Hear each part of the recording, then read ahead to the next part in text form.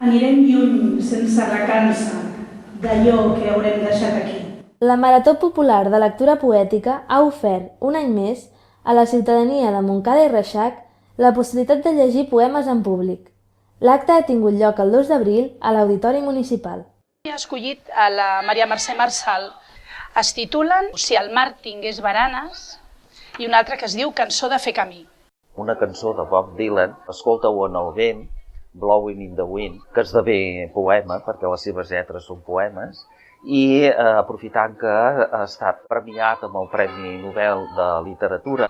El segon poema que he escollit és de Josep Carner, es titula Aigües de la primavera. De José Ángel Buesa, poema del renunciamiento.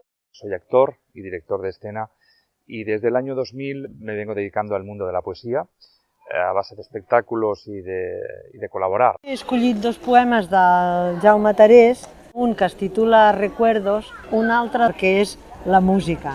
El Jaume fa 12 anys que es va morir, era una persona d'aquí Montcada, va ser un poeta molt anònim, no feia publicitat. També escric poesia, tinc 10 llibres publicats.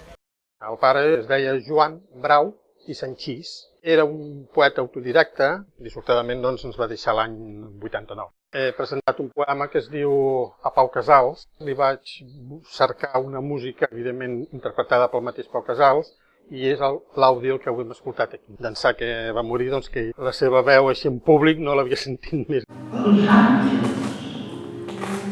us escolten del desert. En aquesta activitat, que ha durat 3 hores, també es dona opció que, qui no tingui clar fins l'últim moment que llegir, pugui escollir entre una selecció de llibres posats a disposició dels participants. La marató forma part del cicle Poeticae, que organitza l'Ajuntament del municipi. El Poeticae és un cicle que fa 8 anys que s'està fent des d'activitats professionals fins a una cosa com l'activitat d'avui. Durant tota la tarda s'ha estat des de les 6, la gent que vol s'apunta, llegeix els poemes que escull. El Poeticae va començar per un cúmul de casualitats.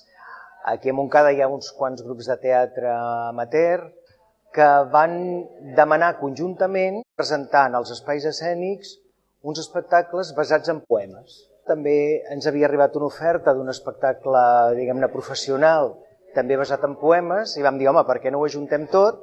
I a més llavors hi fem algun tipus d'activitat en què pugui participar-hi més o menys la majoria de la població, i d'aquí va néixer el cicle. La poesia ha estat així, una vegada més, protagonista a Montcada i Reixac.